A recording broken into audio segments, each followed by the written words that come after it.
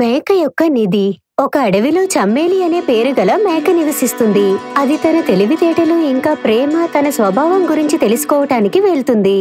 అరే చమేలి, ఎక్కడికి వెళ్తున్నావు? మహారాజు దగ్గరకు. మహారాజ్ దగ్గరికా? ఏమైనా జరిగిందా? అరే అలా ఏం కాదు. మహారాజు గారు కొన్ని విషయాల్లో నా సలహా తీసుకోవటానికి నన్ను పిలుస్తున్నారు.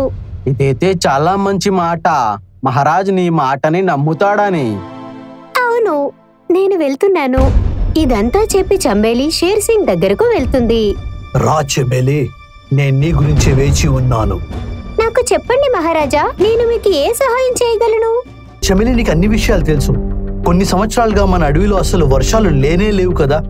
అలాగే మహారాజా. ఒకవేళ ఈ పరిస్థితి ఇలాగే ఉంటే మన అడవిలో ఉన్న అన్ని ప్రాణాలు ఆకలి చావులు తప్పనే తప్పవు. మీరు చింతించకండి మహారాజా, నా దగ్గర ఒక ఉపాయం ఉంది. అయితే తొందరగా చెప్పు చమేలి, ఇప్పుడు మనం ఏం చేయాలి? మీరు అన్ని జంతువులకు ఆదేశాన్ని ఇవ్వండి. ఇప్పటి నుంచి భోజనం కొంచెం తక్కువ తినమని, మిగతాదంతా ఆదా చేయమని. అలా జరగకూడదు. కానీ ఒకవేళ జరిగిందంటే అడవి మొత్తానికి ఉపశమనం దొరుకుతుంది. వా చమేలి, నువ్వు చెప్పిన సలహా చాలా బాగుంది. నిజంగా నాకు చాలా నచ్చింది. నేను ఈ రోజు అమల్లోకి చేయమని చెప్తాను. సరే మహారాజా, కొద్ది రోజులకి నేను నాన్నమ్మ ఇంటికి వెళ్తున్నాను. త్వరలోనే వచ్చేస్తా.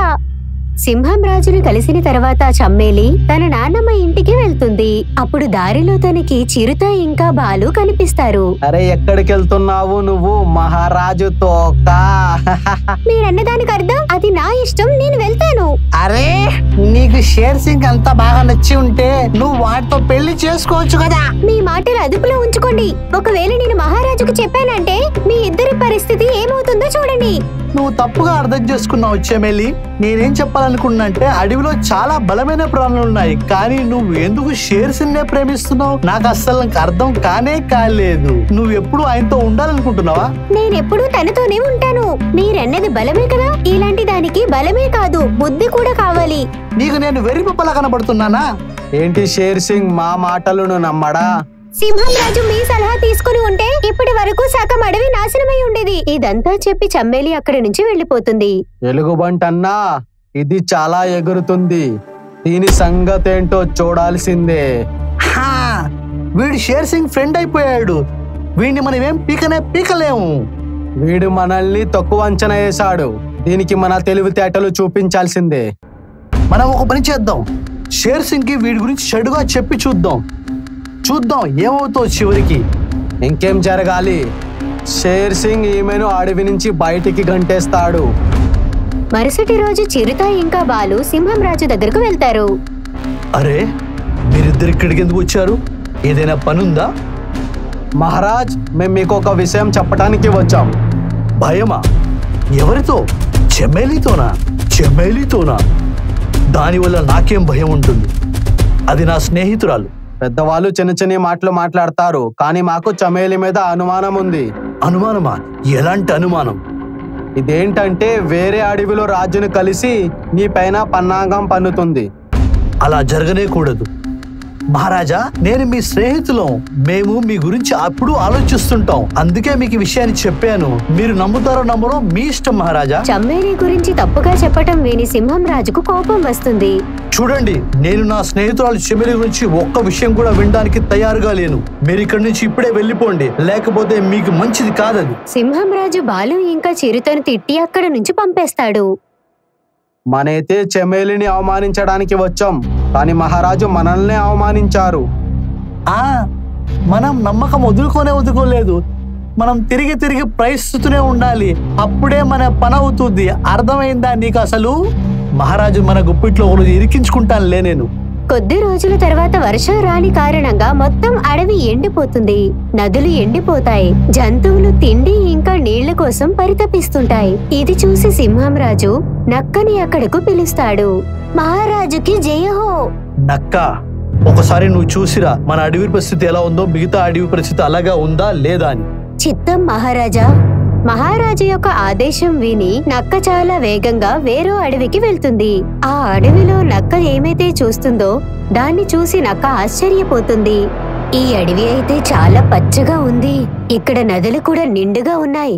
చెట్లకు తాజా ఫలాలున్నాయి. సరే, ఇప్పుడే ఇక్కడే తింటానొకటి. ఇదంతా చెప్పి నక్క ఒక పండు తిందామనుకుంటుంది.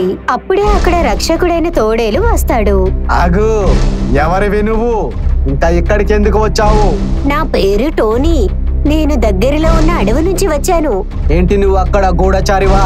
అరే అన్నయ్య, మేము కష్టాల్లో ఉన్నాము. అక్కడ అన్ని ఎండిపోయాయి. అందుకే తినటానికి ఇక్కడికి వచ్చాను.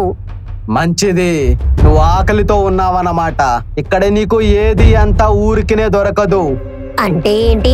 మాడవిలో ప్రతిదానికి ఒక ఖరీదంటూ ఉంటుంది, అది కూడా జిఎస్టితో పాటు. జిఎస్టి? అవును, ఇది ఎలాంటి ట్యాక్స్ అంటే అందరూ కట్టవలసిందే. మా మహారాజు ఇక్కడికి చుట్టంగా వస్తే ఏంటి, తన కూడా జిఎస్టి కట్టాలా? ఇక్కడికి యమరాజు ఆత్మని తీసుకోవటానికి వచ్చినా అతను కూడా జిఎస్టి కట్టవలసిందే. ఇదంతా విని నక్క నిరాశ చెందుతుంది. ఇంకా ఆకలితోనే తన అడవికి తిరిగి వస్తుంది. చెప్పు, ఏం విషయం తీసుకొచ్చావు నక్క? మహారాజా, అక్కడ కరువు లేదు. ఏమిటి దీనికి అర్థం? అక్కడ రాజు ప్రతి వస్తువు మీద ట్యాక్స్ వేశారు. ఆ కారణంగా వాళ్ళ దగ్గర చాలా నిధి ఉంది. అరే, ఎండిపోయిన తర్వాత బంగారమా తినగలుగుతాం? వాళ్ళ ధనాన్ని లాక్కోరు. ట్యాక్స్ డబ్బులతో వాళ్ళన్నీ దాస్తారు. దాని కారణంగా వాళ్ళకి కరువే రాదు. ఉపాయం చాలా బాగుంది, కానీ ఇప్పుడు నేనేం చేయాలో అది చెప్పు. ఒకవేళ మనం అక్కడి నుంచి ఏదైనా తెచ్చుకుంటే మనం జిఎస్టి కట్టాలి. ఇప్పుడు మన ఖజానాలో ఒక రూపాయి కూడా లేదు, ఏం చేద్దాం? క్షమించండి మహారాజా, ట్యాక్స్ కట్టకుండా అక్కడి నుంచి నేనేమీ తీసుకురాలేను. అయితే ఇప్పుడు ఏం చేద్దాం? వర్షానికి ఎదురు చూడటం తప్ప మనం ఇంకేమీ చేయలేము. సరే, నేను వెళ్ళొస్తాను. నక్క వెళ్ళిన వెంటనే సింహం రాజుకు చమ్మేలి గుర్తు వస్తుంది. ఒకవేళ చెమేలి మనతో పాటు ఉంటే ఒక మంచి సలహా ఇచ్చేది నాకు. నీకేమైనా అర్థమైందా బాలు? వేరే అడవి నుంచి ఏమైనా తీసుకురావాలంటే అక్కడి రాజుకు ట్యాక్స్ ఇచ్చి తీసుకురావాలి. నువ్వు ఎలుగుబంటి లాగానే ఉంటావు. నీ బుర్ర ఎప్పుడు పని చేస్తుంది? ఏంటి, నా వల్ల ఏమైనా పొరపాటు జరిగిందా? అవును, షేర్ సింగ్ ఏమన్నాడు? ఒకవేళ చమేలి ఇక్కడ ఉండుంటే. అయితే మరేంటి, మహారాజు కష్ట సమయంలో చమేలి ఇక్కడ లేదు. మనం కూడా ఈ మాట ఆసరాగా తీసుకుని చమేలిని మహారాజు ముందు తప్పుగా నిలబెడదాం. ఎంత భయంకరమైన ఐడియా అనేది. మర్నాడు చిరుత ఇంకా బాలు మళ్ళీ సింహం రాజు దగ్గరకు వస్తారు. మీరు మళ్ళీ వచ్చారా? నన్ను క్షమించండి మహారాజ్, కానీ మాట ఏమిటంటే మేము తప్పకుండా రావాల్సి ఉంటుంది. చెప్పు, ఎందుకు వచ్చావు ఇక్కడికి? చెమేలి వాళ్ళ అమ్మమ్మ ఇంటికి వెళ్ళిందంట. అయితే అది వాళ్ళ అమ్మగారింటికి వెళ్ళలేదు, పక్కనున్న అడవిలోకి వెళ్ళింది. పక్క అడవిలోకి వెళ్ళిందా? అవును, మిమ్మల్ని ఈ రాజ్యం నుంచి తొలగించడానికి వేరే అడవి రాజుతో కలిసి మిమ్మల్ని ఖాళీ చేయాలనుకుంటుంది. అలా చేయడానికి ప్రయత్నిస్తుంది. ఈ విషయాన్ని నిరూపించడానికి మీ దగ్గర ఉన్న ఆధారం ఉందా? చమేలి రాగానే మీకు ఆధారాలు అన్ని దొరుకుతాయి మహారాజ్. ఒకవేళ నాకు ఆధారం దొరకపోతే మీ ఇద్దరిని అడవిలోంచి నేను బయటికి పంపించేస్తాను. సరే మహారాజా. అక్కడి నుంచి వెళ్లిన తర్వాత బాలు ఇంకా చిరుత చమ్మేలిను మోసం చేయాలని చూస్తాయి. అప్పుడే దూరం నుంచి చమ్మేలి తన నోటితో ఒక సంచిని తీసుకురావటం వాళ్ళు చూస్తారు. చూసావా, అదేదో దాస్తూ తీసుకొచ్చింది. చమ్మేలి ఆ సంచిని తీసుకుని ఇంటి వెనుక ఉన్న గృహలోకి వెళ్తుంది. నా అనుమానం నిజమైంది, ఇదేదో దాస్తుంది మన దగ్గర. పద, దాక్కుని మనం కూడా చూద్దాం. ఈ సంచిలో ఏముంటుంది? మరేమై ఉంటుంది? ఖజానా అయి ఉంటుంది. బంగారమా? పక్కతల రాజ్యం రాజు దీనికి ఇక్కడ విషయాలు అక్కడ చెప్పడానికి బహుమతిస్తున్నాడేమో. ఇది అక్కడి నుంచి బంగారం ఇంకా ఆహారం తీసుకుని వస్తుందని. మర్నాడు బాలు ఇంకా చిరుత అడవిలో అందరికీ అబద్ధాలు చెప్తారు. అరే, నువ్వేమైనా విన్నావా? లేదంటే ఏంటి? చమేలి దగ్గర బంగారం ఉంది. నేను నా కళ్ళతో చూశాను. ఇప్పుడు తన తెలుసుకుంటే తన దగ్గర ఉన్న బంగారం మహారాజుకిచ్చి మన అడవిని కాపాడుకోవచ్చు. నాకైతే ముందు నుంచే అనుమానం తను అలాంటిదే. చూస్తుండగానే ఈ విషయం మొత్తం అడవిలో పుకారు పుడుతుంది. అరే, నువ్వేమంటున్నావు? అది ఖచ్చితంగా నిజమా? చమేలి దగ్గర చాలా బంగారం ఉందా? అవును, ఇది నిజం. నేను నా మిత్రుడు బాలు మేము స్వయంగా చమేలిని బంగారం తీసుకుని తన ఇంటి వెనకాలన్న గృహలోకి వెళ్ళటం చూసాం. కొంచెంగా ఈ విషయం సింహం రాజుకు తెలుస్తుంది. నక్క, చమేలి గురించి వినదంతా నిజమా? ఇది సత్యమా? అందరూ అంటున్నారు చమ్మేలి దగ్గర ఖజానా ఉందని. ఇప్పుడు అడవంతా కాటైపోయింది. మన ఖజానాలో ఒక్క రూపాయి లేదు. ఇప్పుడు చమేలి దగ్గర ఉన్న ఖజానా మనకు సహాయపడవచ్చు. కానీ ఇంతవరకు చమ్మేలి ఈ విషయం మీకెందుకు చెప్పలేదు మహారాజా? తెలీదు. ఒక మాట చెప్పనా మహారాజా? చెప్పు. చంబేలి దగ్గర ఇంత నిధి ఎలా వచ్చింది? నాకు అనిపిస్తుంది చీతా ఎలుగుబంటి నిజం చెప్పిందని. ఒకవేళ ఈ ఖజానా ఆ పక్క రాజు ఇచ్చాడేమో. కానీ అది నిధెందుకు ఇస్తుంది? నా రాజ్యాన్ని ఆక్రమించడానికేమో. మహారాజా, ఎప్పటి నుంచైతే అడవి ఎండిపోయిందో అప్పటి నుంచి చమ్మేలి మిమ్మల్ని కలవనే లేదు. నాకు అనిపిస్తుంది అడవిలో జంతువులన్నీ చెప్పినవి నిజమేనేమో. ఈ విషయం నిజమైతే నేను చమేలిని ప్రాణాలతో వదిలిపెట్టను. తర్వాత వెంటనే సింహం రాజు చమ్మేలిను తన గృహలోకి పిలుస్తాడు. నన్ను మీరు పిలిచారా మహారాజా? నేను విన్నాను నీ దగ్గర ఒక ఖజానా ఉందంటగా, అది నిజమా? అవును మహారాజా, ఇది నిజమే. ఈ మాట విని సింహం రాజుకు చాలా కోపం వస్తుంది. ఈ విషయం నాకు చెప్పాలని నీకు అనిపించలేదా? నేను అనుకున్నాను సమయం వచ్చినప్పుడు మీకు చెప్దామని. ఇక్కడ అడవంతా ఎండిపోయింది, అన్ని జీవులు ప్రాణాలతో తడబడుతున్నాయి. ఇప్పుడు కూడా నీకు చెప్పాలని అనిపించలేదా? క్షమించండి మహారాజా, కానీ నాకు అనిపిస్తుంది ఇదే సరైన సమయమని ఈ రహస్యాన్ని బయట పెట్టడానికి.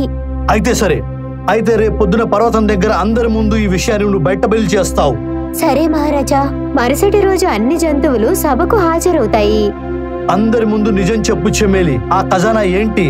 అది ఎక్కడి నుంచి తీసుకొచ్చావు?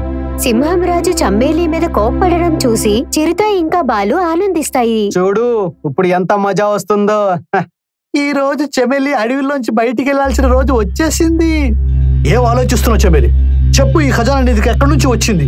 మహారాజా, మీరే ఖజానా గురించి మాట్లాడుతున్నారో అది బంగారం వెండి కాదు. బంగారం వెండి కాకపోతే ఏంటి అసలు?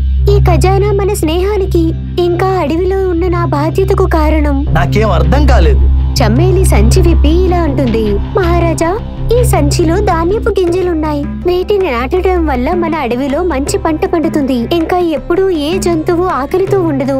ఇది విని అందరూ భావోద్వేగానికి లోనవుతారు. ఈ విత్తనాలు మన భవిష్యత్తు. మనమందరం కలిసి వీటిని నాటామంటే అప్పుడు కరువు పోతుంది, ఇంకా అడవి పచ్చగా మారుతుంది.